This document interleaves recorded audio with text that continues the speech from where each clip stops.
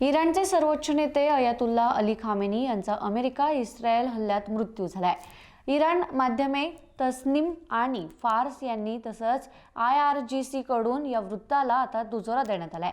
Khamenei यांची मुलगी, जावई, नात आणि सून यांचाही या हल्ल्यात मृत्यू झाल्याची माहिती आहे। दरम्यान इराणने त्यांच्या नवीन कमांडर इन चीफचं नाव जाहीर केलंय। अहमद वाहिदी यांना इस्लामिक रिव्होल्युशनरी गार्ड कॉर्प्सचे उपकमांडर इन चीफ म्हणून नियुक्त करण्यात आलंय।